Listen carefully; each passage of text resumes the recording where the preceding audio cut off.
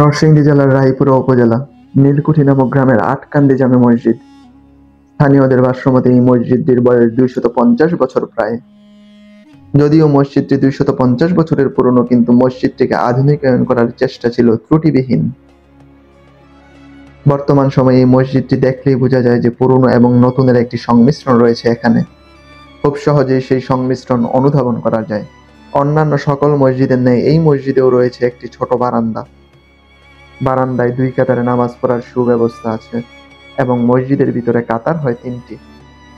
মসজিদটি আসলেই খুব ছোট, তবে এই এলাকার যে পরিস্থিতি এবং যে অবকাঠামো ব্যবস্থা, এতে বোঝা যায় যে মসজিদটি আসলেই গুণগত মান সম্পন্ন এবং এই এলাকার তুলনায় এই মসজিদটি যথেষ্টই বলা চলে।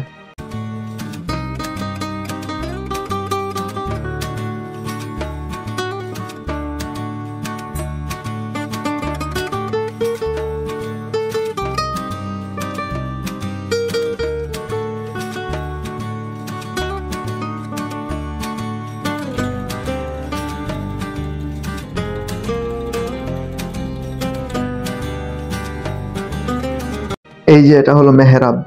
রঙিন টাইলস দিয়ে সাজানো হয়েছে ইমাম সাহেবের জন্য জায়গাটি, যেখানে ইমাম সাহেব ইমামতি করেন। মসজিদের ভেতর 3 কাতারে নামাজ পড়ার সুব্যবস্থা আছে এবং মূল মসজিদের উপরে গম্বুজ হলো 3টি আর মসজিদের বারান্দার উপর গম্বুজ হলো 5টি। এই মোট 8টি গম্বুজ নিয়ে গঠিত এই মসজিদটি। সম্ভবত এই কারণে এই মসজিদকে আটকান্দি মসজিদ হিসেবে অভিহিত করা হয়। আর এই মসজিদে যেহেতু জুম্মা আদায় করা হয়, তাই এই মসজিদকে জামে মসজিদ বলা হয়।